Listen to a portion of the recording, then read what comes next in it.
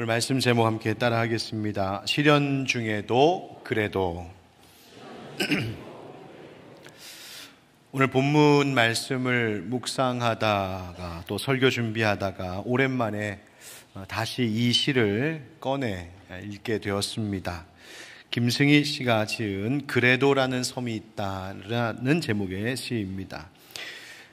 가장 낮은 곳에 젖은 낙엽보다 더 낮은 곳에 그래도라는 섬이 있다. 그래도 살아가는 사람들, 그래도 사랑의 불을 꺼뜨리지 않고 사는 사람들, 그래도라는 섬에서 그래도 부둥켜 안고 그래도 손만 놓지 않는다면 언젠가 강을 다 건너 빛의 뗏목에 올라서리라. 어디엔가 걱정 근심 다 내려놓은 평화로운 그래도 거기에서 만날 수 있으리라. 지금 시인이 말하고 있는 그래도라는 섬, 나도 한번 가보고 싶다고 해서 내비게이션 눌러봐야 아무 소용없습니다. 이 섬은 우리 마음에 있는 섬이기 때문입니다. 중략된 내용 중에 보면 이 그래도에 사는 사람들이 누구인가 소개가 되는데 하나같이 기막힌 인생의 아픔을 겪은 사람들이었습니다. 부도가 나서 길거리로 쫓겨난 사람, 이렇게 살 바에 차라리 죽는 게 낫지 싶어 하루에도 몇 번씩 자살 충동이 불쑥불쑥 올라오는 사람, 뇌출혈로 쓰러져서 말 한마디 못한 채 누워있기만 한 사람, 중환자실에 누워서 언제 깨어날지 모를 가족 환자를 간병하기 위해 그 옆을 지키고 있는 사람, 그렇게 모두가 인생의 무게와 상처 속에서 힘든 하루하루를 견디며 사는 사람들, 그런 사람들이 모여 사는 곳, 그런 마음들이 모여 사는 섬을 시인은 그래도라고 말하고 있습니다. 그래도 살아야지, 그래도 걱정 근심 내려놓을 수 있는 그 평화의 날이 오겠지 하는 소망 가운데 말이죠. 여러분도 혹시 인생 살면서 그래도 다녀와 본 적 있으십니까? 아니면 혹시 지금 그래도 살고 계십니까? 시련 없는 인생이 없고 저마다 상처와 무거운 짐을 살아가고 있는 우리이기 때문에 아마 모두 다 한 번쯤은 그래도라고 하는 섬 살았던 경험이 있지 않을까 싶습니다. 그런데 신앙의 관점에서 보면 이 섬에서 살아내기 위해서 우리에게 꼭 필요한 것 하나 있음을 생각하게 됩니다. 그래도, 그럼에도 불구하고를 말할 수 있는 이유가 무엇인가 하는 것입니다. 무작정 아무런 소망의 근거도 없이 그렇게 맹목적으로 말할 수는 없지 않겠습니까? 섬이라고 하는 것이 바다 위에 둥둥 떠다니는 부평초 같은 것 아니라 아무리 작은 섬이라도 그 뿌리가 깊이 거대한 지구에 붙어 내려져 있는 것처럼 우리도 그래도를 말할 수 있으려면 그 뿌리가 있어야 되는데 그 뿌리를 우리는 바로 소망이라고 말하는 것입니다. 세상 사람들도 소망이 있다 말합니다. 믿지 않는 사람들도 희망이 있다 말합니다. 그러나 예수 그리스도를 믿는 하나님 자녀들에게는 세상과 많이 다른 소망이 하나 있습니다. 사도 베드로는 그것을 베드로전서 1장에서 이렇게 말합니다. 우리 주 예수 그리스도의 아버지 하나님을 찬송하리로다. 그의 많으신 긍휼대로 예수 그리스도를 죽은 자 가운데서 부활하게 하심으로 말미암아 우리를 거듭나게 하사 산 소망이 있게 하시며. 무슨 소망이 있다고요? 산 소망이 있답니다. 썩지 않고 더럽지 않고 쇠하지 아니하는 유업을 잊게 하시나니 곧 너희를 위하여 하늘에 간직하신 것이라. 할렐루야, 아멘. 예수님 믿는 우리에게 하나님이 주신 소망은 산 소망이랍니다. 즉 죽은 소망 아닙니다. 헛된 소망, 사라질 소망, 가짜 소망이 아니라 살아있는 소망, 확실한 소망, 하늘에 간직되어 있는 하늘 소망이라고 말하고 있습니다. 사랑하는 형제자매 여러분, 우리는 예수 그리스도로 인하여서 확실하고 흔들리지 않는 소망, 바로 천국 소망 갖고 사는 우리임을 잊지 마시기 바랍니다. 또한 거기에 소망을 두고 살아가는 이 믿음의 순례의 길을 가고 있는 우리 순례자들, 이 땅에서 걷는 모든 여정에도 하나님 함께 하시면서 우리의 모든 의심과 그 불안을 불식시키는 약속 주십니다. 그래도 내가 너를 사랑한다. 그래도 내가 너와 함께 있지 않느냐. 바로 그 약속의 말씀으로 하나님 우리를 붙잡아 주시는 줄 믿습니다. 이런 시련의 길을 걷는 사람들, 바로 광야길 걷던 출애굽한 이스라엘 백성들이었습니다. 여러분, 지난 주일 말씀 한번 떠올려 보시면 이스라엘 백성이 신광야에서 먹을 것이 똑 떨어지는 어려움을 겪지요. 그때 하나님께서는 그 백성들이 원망하는 백성들임에도 불구하고 하늘에서 비처럼 양식을 내려주십니다. 그래서 그들은 하늘에서 내리는 그 양식을 보고 이것이 뭔지 몰라, 이게 뭐지? 라고 하는 뜻의 히브리어로 무엇이라고 뜻하는 만이라고 하는 말을 써서 만나라고 부르기 시작했습니다. 그렇게 만나의 은혜를 경험한 이스라엘 백성들이 이제 신광야를 떠납니다. 그리고 간 곳이 어디냐면 르비딤이라고 하는 곳입니다. 그런데 여기서 또다시 그들은 어려운 시련을 겪게 되죠. 무슨 일입니까? 물이 다 떨어진 겁니다. 목이 말라 죽을 지경이었습니다. 1절 말씀에 그 장면을 이렇게 설명합니다. 이스라엘 자손의 온 회중이 여호와의 명령대로 신광야에서 떠나 그 노정대로 행하여 르비딤의 장막을 쳤으나 백성이 마실 물이 없는지라. 여러분, 여기서 이 말씀을 볼 때 의아한 점 하나 발견합니다. 이스라엘 자손 회중이 어떻게 르비딤에 가게 되었습니까? 어쩌다가 가다 보니까 우연히 만난 데가 르비딤입니까? 아닙니다. 여호와의 명령대로 하나님 명하셨기 때문이었습니다. 하나님께서 불기둥 구름기둥으로 르비딤까지 인도하셨습니다. 그러면 묻고 싶어지죠. 하나님은 왜 이스라엘 백성들이 곧 물이 떨어질 것을 아셨을 텐데 물이 없는 땅으로 저들을 인도하신 겁니까? 심지어 여러분, 르비딤이라고 하는 지명의 뜻이 뭐냐면 휴식하는 곳, 원기회복 이런 뜻을 가지고 있는 지명입니다. 그런데 그 이름의 뜻과는 전혀 달리 현실은 뭐였냐면 또다시 찾아온 목마름, 갈증의 시련이었습니다. 아마 백성들은 하나님께 묻고 싶었을 겁니다. 하나님, 왜 하나님 명령 따라 하나님의 인도하심을 받는 인생길이었는데 왜 그런 길에 시련이 있습니까? 우리도 그렇게 묻고 싶을 때 있습니다. 하나님, 내가 하나님 믿고 하나님 따르고 하나님 섬기며 여기까지 왔는데 왜 그런 인생길에 자꾸만 시련이 있습니까? 하나님, 우리 골탕 먹이십니까? 약 올리십니까? 왜 우리를 괴롭게 하십니까? 하나님, 우리의 필요를 다 아시는 하나님이실 텐데 왜 이런 시련을 반복해서 주십니까? 하나님, 르비딤에 물이 없다는 것을 모르셨다면 하나님 무능한 하나님이시고, 알면서도 여기까지 이 물 없는 르비딤까지 인도하셨다면 하나님 너무 고약하십니다. 하나님께 묻고 싶습니다. 결국 이스라엘 백성들이 그런 마음으로 모세를 또 원망했지요. 심지어 성경은 이에 대해 말하기를 백성이 하나님을 의심했다, 여호와를 시험했다, 이렇게 말합니다. 뭐라고? 우리 중에 하나님 여호와께서 계신가 안 계신가 했다는 겁니다. 하나님 살아계신 거 진짜 맞아? 하나님 진짜 우리와 함께 계신 건 맞아? 아니야, 아닌 것 같아. 하나님 정말 함께 계시다면 내 인생 가운데 왜 이런 일이 있어? 하나님 정말 함께 계신다면 내 가정에 왜 이런 일이 있어?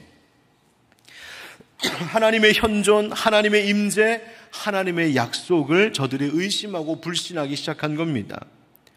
갈증이라고 하는 이 육신의 위기가 하나님 의심이라는 영적 위기로 그 불이 붙어서 이제는 걷잡을 수 없는 하나님 불신의 화재가 이스라엘 백성 가운데 난 것입니다. 우리는 어떻습니까? 한번 정직하게, 우리 솔직하게 하나님만 아시니까 한번 우리 생각해 봅시다. 여러분, 시련 속에서 우리도 이런 말 하지 않았습니까? 하나님 살아계신 거 맞나? 하나님 함께 계신 건 맞나? 하나님이 나와 함께 하신다면 어떻게 이런 일이? 우리가 말로 입 밖으로 내뱉지 못했어도 어쩌면 우리의 마음속에 그런 생각들을 가진 채 살아왔던 삶에 그런 흔적들이 있을지 모르겠습니다. 여러분, 어떻게 하면 반복되는 시련 중에도 그럼에도 불구하고 베드로처럼 나에게는 산소망이 있습니다, 나는 하나님을 여전히 변함없이 찬양하고 신뢰할 것입니다, 우리 어떻게 하면 그렇게 신앙 고백하며 살아갈 수 있을까요? 오늘 그 얘기를 함께 나누려고 합니다. 한번 따라합시다. 그래도 들려오는 말씀이 있습니다. 여러분, 출애굽기 연속설교 초반에 이런 제목의 설교를 한 적이 있었습니다. 하나님의 첫 번째 수업. 모세가 나이 40에 애굽에서 사람을 쳐서 죽이고 미디안 광야로 도망쳤던 그 위기의 일, 그 인생의 위기, 그 기가 막혔던 도망자의 삶의 시작. 그런데 그것이 사실은 하나님께서 모세를 가르치시는 수업 중에 하나였다는 이야기를 함께 나눈 적이 있습니다. 마찬가지로 하나님은 이스라엘 백성들을 계속 수업하셨습니다. 하나님의 거룩하고 온전한 백성이 되도록 가르치신 것이지요. 어떤 내용이었습니까? 홍해가 갈라지는 기적을 보게 하셨고, 마라의 쓴물이 단물로 바뀌는 기적을 보게 하셨고, 하늘에서 양식을 비처럼 내리는 만나의 기적을 통하여 하나님은 이스라엘 백성들에게 반복적으로 중요한 영적 원리 하나를 가르치고 계셨습니다. 그 내용이 무엇이냐 하면 바로 어떤 위기와 시련이 있을지라도 우리가 잊지 말아야 할 것이 있다는 것이었는데, 아무리 어렵고 무서운 일을 만나도 하나님의 자녀, 하나님이 택하여 불러내신 성도들, 하나님의 백성들은 여전히 하나님의 돌보심 아래에 있음을 의심치 말라는 것이었습니다. 하나님께서 안 계신 것이 아니라, 하나님이 그들을 버리셨거나 떠나버리신 것이 아니라, 오히려 그 시련을 통하여 하나님이 저들을 지금 빚어가고 있음을 기억하라는 것이었죠. 그래서 모든 위기 앞에서 하나님 바라보며 믿음으로 구하는 것, 그것이 하나님께서 이스라엘 백성들에게 지속적으로 반복적으로 가르치고 훈련하시고 또 연단하시는 이유였습니다. 하나님만 바라보는 믿음 가지라고, 하나님만 보이는 믿음 가지라고 말입니다. 여러분, 하나님께서 왜 이스라엘 백성들에게, 때로는 우리에게도 이런 먹는 문제, 마실 문제와 같은 이 필요에 대한 시험을 반복해서 겪게 하실까요? 물이 없었다가, 양식이 없었다가 또다시 물이 없는, 그것이 그런데 우리의 인생입니다. 우리 인간은 지속적으로 현실적이며 실제적인 시험 앞에 반복해 봉착하면서 어려움을 겪는 것이 우리입니다. 왜 하나님 그거 그냥 그렇게 두실까요? 이유가 있습니다. 그것은 우리가 살면서 세상의 것, 물질의 것, 인간의 것, 그런 것에 대하여 갖는 의존을 완전히 끊어내시기 위함입니다. 물질을 비롯한 하나님 외에 내가 의존하고 있는 그 어떤 대상, 그것이 물질이 아닐지라도 사람이거나 심지어 그 중에 내 자식이 있거나 세상의 지위와 명예나 그 어떤 것일지라도 하나님 아닌 그 다른 어떤 것이 나의 계속되는 의지의 대상이고 자랑의 이유가 될 때 하나님은 그것에 대하여서 우리의 집착, 우리의 애착을 완전히 끊어내시기 위하여 그와 같은 일을 하실 때가 있습니다. 하나님은 이스라엘 백성들에게 그들의 믿음을 보기를 원하셨던 것처럼 우리에게도 그 믿음 보기를 원하시죠.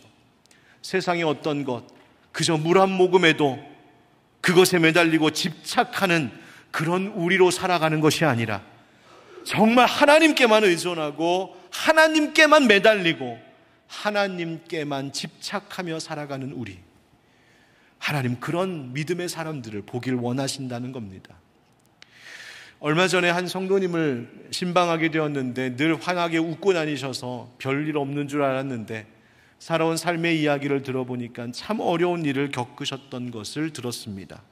경제적으로 너무너무 큰 어려움을 겪으신 일이었고 여전히 해결해야 하는 문제, 많은 것을 잃어버리셨고 그로 인하여서 따라오는 여러 법적인 일들도 있고, 그러다 보니 사람 관계에도 어려움이 생기고 정신적 건강, 육체의 건강까지 어려움을 겪는 일을, 그렇게 힘든 광야 생활을 지나오셨던 겁니다. 그런데 그런 이야기를 쭉 하셨던 그분이 고백 끝에 저에게 이렇게 말씀하시더군요. 목사님, 인생 그렇게 되다 보니 정말 하나님밖에 안 보이더라고요. 하나님 바라보는 것 밖에는 다른 길 없더라고요. 여러분, 바로 그것입니다. 그 말을 듣고 싶으셨던 겁니다. 하나님밖에 보이지 않는다고, 다른 길이 없다고, 하나님은 우리에게 그 고백을 기다리고 계십니다. 그렇게 보면 시련이라는 것, 고난이라고 하는 것은 하나님이 종종 쓰시는 확성기 같습니다. 하나님은 평소에도 우리에게 이런 말 자꾸 들려주시죠. 얘들아, 나는 내가 너희의 최고의 사랑이고 싶어. 네가 다른 것 의지하지 않고 오직 나만 바라보고 나만 의지하면 좋겠어. 하나님 늘 말씀하시는 것인데, 우리가 세상에 분주한 다른 것들 때문에, 세상의 즐거움 때문에 우리의 이 귓구멍이 막혀버려서 하나님의 그 소리를 듣지 못할 때 하나님은 때로는 시련, 고난이라는 확성기를 들고 크게 말씀하실 때가 있습니다. 나만 봐야 돼, 나만 봐야 돼. 사랑하는 성도 여러분, 시련 중에도 하나님이 말씀하시는 바로 그 음성, 나만 의지하라고, 나에게 집착하라고 말씀하시는 그 하나님의 음성 듣는 우리 되기를 주의 이름으로 축복합니다. 그래도 함께 하시는 하나님, 그래도 말씀하시는 하나님, 그래도 날 사랑하시는 하나님의 음성을 시련 중일지라도 놓치지 않고 귀 기울여 듣는 여러분 되시기를 예수님의 이름으로 축복합니다. 두 번째 따라합시다. 그래도 하나님과 다투지 맙시다. 여러분, 학생이 공부 잘하려면 꼭 만들어야 되는 거 하나 있습니다. 그게 뭐냐면 오답 노트입니다. 여러분, 오답 노트 뭔지 아시죠? 네. 지난 시험에서 뭐가 틀렸었는지, 내가 문제집 풀다가 자꾸만 똑같이 틀리는 것이 뭔지, 반복해서 내가 실수하는 것이 뭔지 그것을 잘 정리해둬서 내가 어디에 약하고 내가 어디에서 실수가 잦은지를 분석하는 것. 그래야 다음에 그와 유사한 문제가 또 나오면 실수 없이 풀도록 준비되기 때문입니다. 그런데 그런 면에서 보면 오늘 본문의 이스라엘 백성들은 오답 노트 만들지 않았던 것 같습니다. 여러분, 이 물이 떨어진 이 목마름의 시험은 지금 르비딤에서 처음 겪는 것이 아니라, 여러분 기억나시죠? 이미 마라의 쓴물을 만났을 때도 그들은 닥친 이 목마름 갈증의 시련을 겪어야 했습니다. 그때 그들은 이 시험 문제에 틀렸습니다. 불평했고 하나님 원망했어요. 그래서 하나님은 그때 그 틀린 백성들에게 답을 가르쳐 주셨습니다. 이 문제의 답은 뭐냐면, 너희가 내가 명하는 모든 것, 내 규례와 내 법도를 잘 지키고 순종하면, 다시 말하면 너희가 나만 바라보고 나만 의지하고 내 말 잘 따라오면 나는 너희의 치료하는 여호와가 될 거야. 여호와 라파, 내가 너희들에게 모든 필요한 것들을 줄 거야. 그것이 정답임을, 그것이 모범답임을 이미 가르쳐 주셨습니다. 그런데 이번에 이스라엘 백성들이 르비딤에 도착해서 다시 이 목마름의 문제를 만난 겁니다. 그러니까 기출 문제가 똑같이 한번 또 나온 거예요. 그런데 그들은 신앙의 오답 노트를 잘 정리, 복습하지 못한 탓에 이 똑같은 문제를 또 틀렸습니다. 시련 앞에서 모세와 하나님을 또다시 원망했고 또 의심한 겁니다. 2절 말씀에 백성이 모세와 다투어 이르되 우리에게 물을 주어 마시게 하라. 모세가 그들에게 이르되 너희가 어찌하여 나와 다투느냐, 너희가 어찌하여 여호와를 시험하느냐. 여러분, 우리가 믿음이라고 하는 것도 겨자씨처럼 작은 믿음일지라도 그것이 점점 자라서 나무가 되고 열매를 맺게 되는 것처럼 죄도 그렇습니다. 죄도 역시 누룩과 같아서 그 작은 것이 점점 커져 걷잡을 수 없이 하나님 앞에 큰 범죄함이 될 수 있습니다. 이 오늘 본문 말씀을 가만히 관찰해 보면 이스라엘 백성들의 태도, 이 불평과 다툼의 일이 어떻게 발전하게 되는지, 어떻게 심각하게 되는지를 알 수 있는데요. 먼저 2절 말씀에 그 물이 없다는 것 때문에 저들이 모세와 다투어 말하기 시작했답니다. 그러니까 그 말은 리더와 백성들이 지금 분열하고 다투고 그 공동체 안에 분열이 시작됐다는 말입니다. 그들이 또 모세에게 뭐라고 말하냐면 물을 주어 마시게 하라 그럽니다. 아니, 모세라고 뾰족한 수가 있었겠습니까? 어디서 물을 구합니까? 억지스러운 요구를 하면서 그들의 분노를 표현한 것이죠. 그러자 모세가 이렇게 말했지 않습니까? 어찌하여 여호와를 시험하느냐. 그들의 그 다툼, 그들의 원망, 그들의 그 불신이 하나님에 대한 의심, 하나님을 향한 원망과 불신이 되었다는 말입니다. 3절 가서 보면 이렇게 말합니다. 백성들이 우리와 우리 자손과 우리 가축을 목말라 죽게 하느냐? 여러분, 누가 그들을 죽인다 했습니까? 아닙니다. 그런데 그들은 모세를 오해하고 불신하고 스스로 이제 죽었구나 자기를 비하하며 자포자기합니다. 4절에서 모세가 하나님 앞에 기도할 때 뭐라고 기도했냐면, 하나님 어떻게 하면 좋습니까? 저들이 내게 돌을 던지겠나이다. 아마도 그들이 돌 들고 저 모세 죽이자고 생명을 위협하는 그런 위기까지 있었나 봅니다. 죄가, 작은 불평이 점점 커져 갑니다.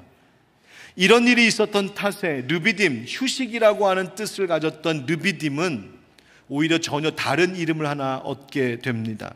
7절 말씀 한번 같이 읽어볼까요? 시작. 그가 그곳 이름을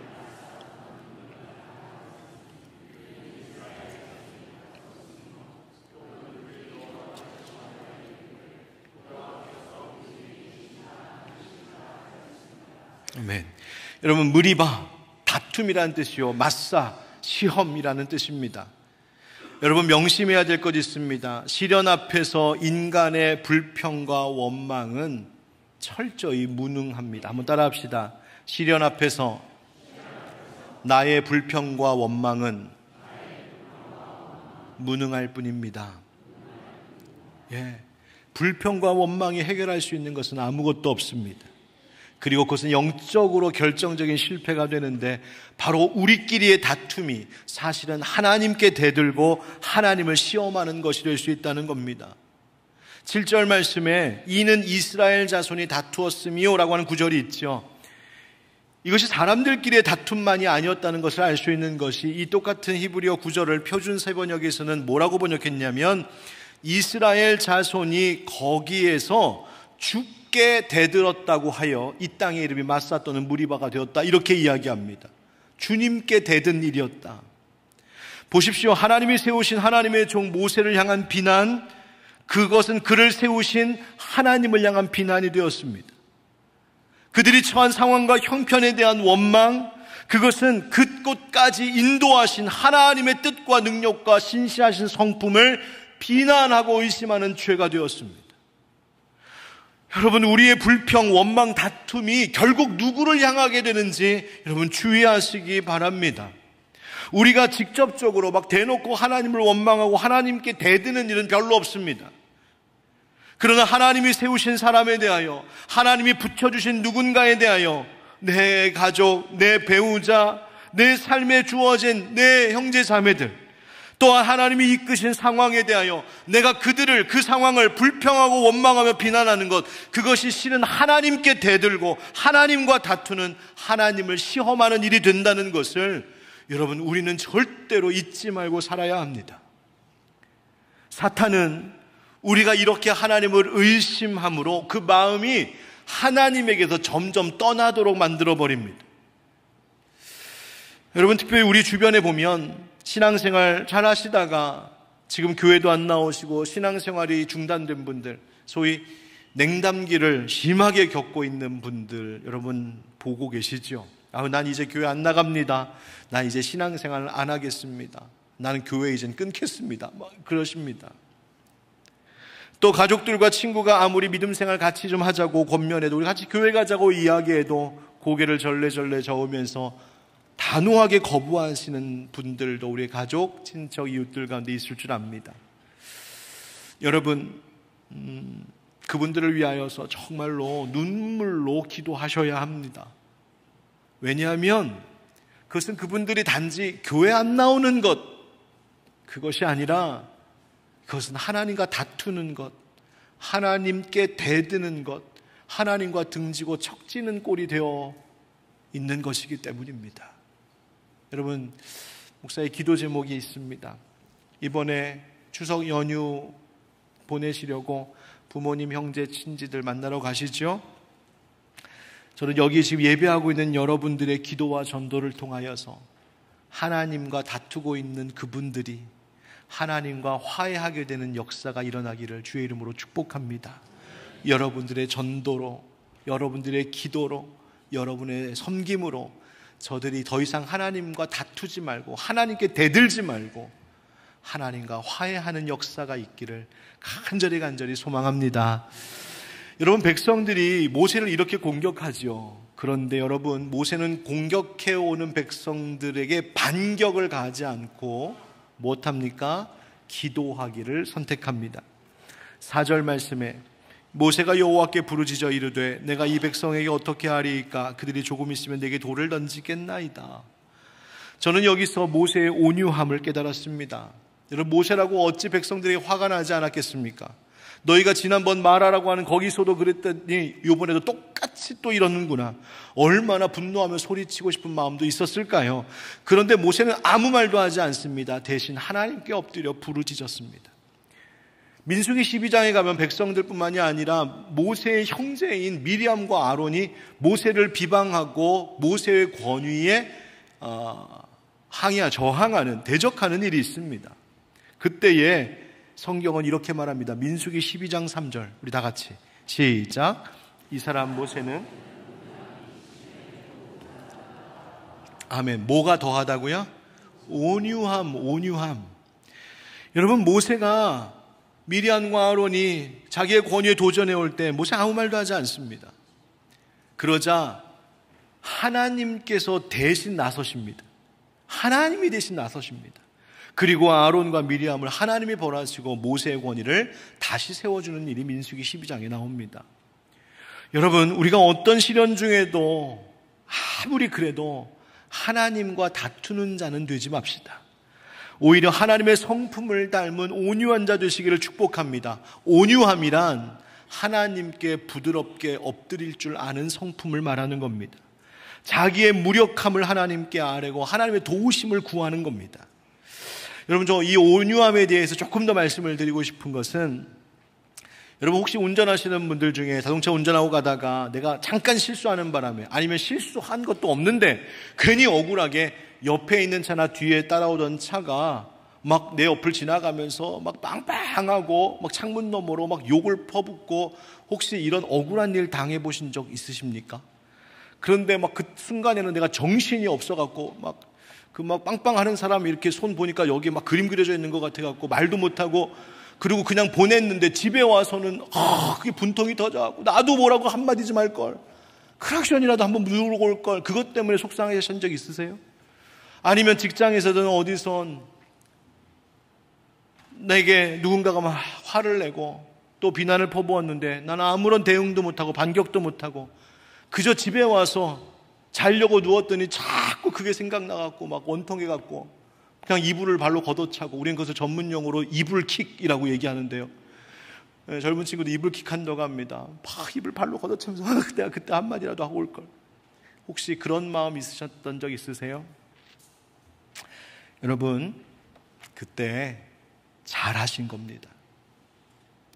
여러분이 얼결에 온유해지셨든 하나님 작정하고 온유한 마음을 가지셨든 상관없이 하나님이 여러분 아시고 억울함도 속상함도 아십니다. 여러분들이 온유함으로 그 상대를 상대하셨다면 그것은 여러분의 무능함이나 연약함이 아니라 하나님 닮음이라는 것을 기억하시기 바랍니다.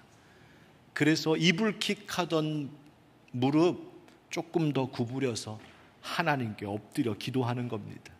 하나님, 내게 이렇게 속상한 일이 있었는데 하나님, 내가 어떻게 하면 좋겠습니까? 모세가 하나님 앞에 그 기도한 겁니다. 그리고 하나님께 간구할 줄 아는 온유한 자에게 하나님이 길을 여신 것입니다. 하나님께 부르짖을 때, 하나님 어떻게 해야 될지 모르겠다고 하나님 앞에 부르짖을 때 모세에게 하나님 가르쳐 주십니다. 너 나일강 치던 그 지팡이 가지고 가서 호렙산에 가서 지팡이로 반석을 쳐. 시키신 대로 그대로 합니다. 그러자 물이 터져 나왔습니다. 여러분 기억하십시오. 시련을 이기는 힘은 다투는 것이 아니라 시련을 이기는 힘은 부르짖는 기도와 하나님의 성품을 담는 것과 말씀대로 의심치 않고 순종하는 것에 시련을 이기는 힘이 있는 줄 믿습니다. 그래서 시인이 시편 95편에 이렇게 말하죠. 함께 읽읍시다. 시작. 그는 우리의 하나님이시요 우리는 그가 너희가 오늘 그의 음성을 듣거든 너희는 무리바에서와 같이 또 광야의 마사에서 지냈던 날과 같이 너희 마음을 완악하게 하지 말지어다. 아멘. 여러분, 하나님을 향하여서 우리의 마음을 완악하게 하지 말고 시련 중에도 말씀하시는 목자의 음성 듣고 하나님과 다투는 자 아니라 하나님 닮은 온유한 자, 하나님께 기도하고 순종하는 그런 우리 되기를 축복합니다. 마지막으로 따라하겠습니다. 그래도 측량 못할 은혜가 있습니다. 신약에 와서 사도 바울은 지금 이 사건을 두고 신약적 관점으로 우리에게 이 말씀의 의미, 이 사건의 의미를 해석해 줍니다. 바로 이렇게 말이죠. 고린도전서 10장 4절입니다. 다 같은 신령한 음료를 마셨으니 이는 그들을 따르는 신령한 반석으로부터 마셨음에 그 반석은 곧 그리스도시라. 아멘. 사도 바울은 이 반석, 이 생수를 터뜨려 내어준 반석을 예수 그리스도의 예표라고 설명합니다. 하늘로부터 내려온 만나는 이 하늘에서 오신 예수님이 바로 우리의 참 생명의 양식 참떡임을 보이는 예표였고, 이 반석의 생수는 예수님께서 우리에게 주시는 성령의 강물로만이 우리가 영원히 목마르지 않을 수 있음을 이야기해주는 예표였나라고 말해주고 있는 겁니다. 여러분, 근데 물이 어떻게 나왔는지를 한번 보십시오. 모세가 지팡이로 반석을 치자 물이 터져 나왔습니다. 여기서 치다라고 하는 동사는 심판하다라고 하는 의미가 됩니다. 사실 모세는 그 지팡이로 뭐 했었냐면, 성경에도 나오는 것처럼 나일강을 쳐서 나일강 마실 물이 못 마시는 핏물로 변화하도록 했던 바로 그 지팡이였습니다. 심판의 의미입니다. 여러분, 생각해 보십시오. 지금 이스라엘 백성들의 이 상황에서 만약에 지팡이로 친다면 누구를 쳐야겠습니까?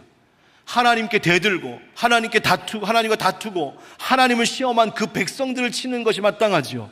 그런데 하나님 반석치게 하십니다. 예수 그리스도를 대신 맞게 하십니다. 이사야 43장 5절, 그가 찔림은 우리의 허물 때문이요 그가 상함은 우리의 죄악 때문이라.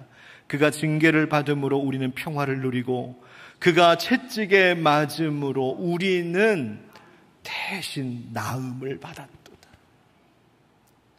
우리가 받아야 될 고통을 반석이신 예수님께서 대신 당하신 것, 우리가 깨지고 우리가 찢겨져야 되는 것인데 대신 예수님이 깨지고 찢겨지심으로 거기에서 성령의 은혜의 강물이 터져 나오게 되었다는 말입니다. 그래서 요한복음 7장에도 예수님 말씀하시기를 누구든지 목마르거든 내게로 와서 마셔라. 그러면 네 배에서 생수의 강이 흘러나올 것이요 바로 그 생수의 강이란 39절에 보니 이는 그를 믿는 자들이 받을 무엇을? 성령을 가리켜 말씀하신 것이라. 여러분, 교회는, 성도들은 어떤 사람들이냐면 하늘 양식으로부터 내려온 예수 그리스도라는 신령한 음식을 먹고 사는 자요, 십자가 죽으심을 통하여서 터져나오는 성령의 생수를 마시며 사는 자들이 바로 우리들인 줄 믿으시기 바랍니다. 그래서 우리는 날마다 이 놀라운 은혜에 감격하며 살아야 됩니다. 감탄하며 살아야 됩니다. 우와, 나에게 이런 측량 못할 은혜가 시련 중에도 그래도 있구나. 여러분, 오늘 말씀에 참 흥미로운 장면이 하나 나오는데, 하나님께서 모세에게 야, 너 살짝 올라와서 호렙산에 와서 반석을 지팡이로 쳐, 그러지 않으십니다. 하나님께서 그 백성들 가운데, 불평하고 있는 백성들 가운데 대표격인 장로들을 불러다가 그들과 함께 그 백성들 앞을 보란듯이 지나가게 하시고, 그리고 호렙산에 올라와서 그 장로들 앞에서 반석에서 물을 내게 하십니다. 그래서 6절에 보면 내가 호렙산에 있는 그 반석 위 거기서 내 앞에 서리니 너는 그 반석을 치라. 그것에서 물이 나오리니 백성이 마시리라. 모세가 이스라엘 장로들의 목전에서 그대로 행하니라. 아멘. 왜 그렇게 하셨을까요? 왜 장로들 거기 있게 하셨을까요? 이유는 두 가지로 보입니다. 하나는 모세의 권위를 다시 세워주시기 위함이요, 또 하나는 하나님의 능력을 똑똑히 목격한 장로들이 백성들에게로 돌아가서 하나님의 사랑과 능력이 무엇인지를 증언하게 하시기 위함이었습니다. 그렇다면 우리에게도 그 사명이 있습니다. 우리도 인생의 시련 속에서 우리를 대신하여 십자가에서 죽으신 예수님 때문에 그 생명수, 터져나온 생명수 마심으로 구원 얻은 우리들이라면 우리도 그 은혜, 그 복음의 증인들로 살아가야 하는 것이죠. 여러분, 이제 이 추석 연휴 기간 동안에 많은 친지들, 형제들 만날 때, 누군가 만날 때 여러분 그 생수를 맛본 증인으로서 가서 복음 전하시기를 주의 이름으로 축복합니다. 말씀을 이제 마무리합니다. 여러분, 사진 하나 보여드릴게요. 이게 무슨 사진일까요? 일식 사진입니다. 여러분, 일식이 뭐예요? 태양, 달, 지구가 일직선으로 쫙 서가지고 달에 태양을 가림으로 어두워지는 현상이지요. 그런데 이런 현상을 은유적으로 표현하여 우리 신학에서 이런 표현을 씁니다. 우리 종교개혁자들도 썼는데 바로 신일식이라고 하는, 여기서 신은 하나님을 이야기합니다. 때로는 태양을 가리는 달과 같이 세상의 시련이 빛이신 하나님을 어둠에 가리는 것처럼 보일 때가 있습니다. 성경은 그것을 하나님이 숨으신다, 하나님이 자신을 숨기신다라고 표현하기도 합니다. 인생의 시련과 고난이 하나님의 빛을 이렇게 가리면 그때 우리 앞에 보이는 건 깜깜한 어둠처럼만 보입니다. 그런데 우리는 확실히 아는 것 있습니다. 저 일식이 왔다고 이제 지구가 망했구나, 우린 그렇게 생각하지 않습니다. 오히려 와 신기해, 그리고 열심히 망원경 들어다가 관찰하고 신나 재밌어 합니다. 여러분 왜 그럴까요?